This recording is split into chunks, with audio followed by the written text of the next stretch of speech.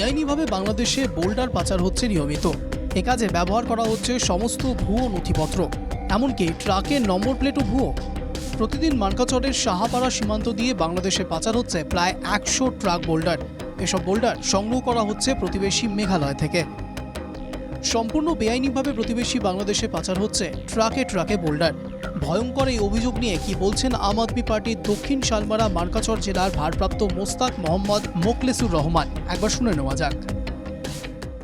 এইসব যিবোৰ বল্ডাৰ গাড়ী যিবোৰ এক্সপৰ্ট হৈ আছে বাংলাদেশলৈ, টান গাঁৱৰ পৰা মানুহলৈ পৰা হৈ মানকাচৰলৈকে, ইয়াত গোটেইখিনি প্ৰায় 90% গাড়ী আউট অফ 400 ভেহিকেলছ 90% গাড়ীৰে কাগজ পাতি নাই, কাগজ পত্ৰ একোৱেই নাই।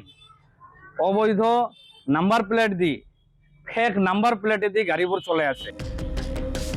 আম আদমি পার্টির পক্ষ থেকে বিষয়টি নিয়ে পুলিশ সুপারের কাছে অভিযোগ করেছেন মোস্তাক মোহাম্মদ মোখলেসুর রহমান।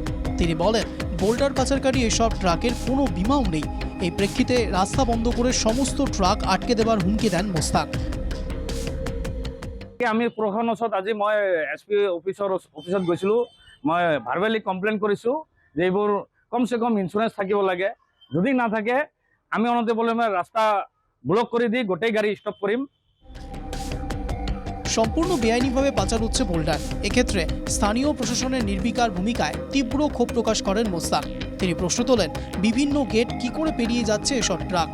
এক দেশ থেকে অন্য দেশে গাড়ি যাচ্ছে, অথচ গাড়ির কোনো কাগজপত্র নেই। কি বলেছেন মোস্তাক, শুনে নেওয়া যাক। আর ইমান এটা ভয়ঙ্কর কাণ্ড হয়ে আছে ইয়াৰ লোকেল প্ৰশাসনে একো মাত নামাতে, সবে গোটেইখিনি গেটে পাছ হৈ গৈ আছে। ইণ্টাৰনেশ্যনেল লেভেলত গাড়ী চলাই আছে, কিন্তু গাড়ীৰ কোনো কাগজ পাতি নাই, চুৰি গাড়ীও চলি আছে।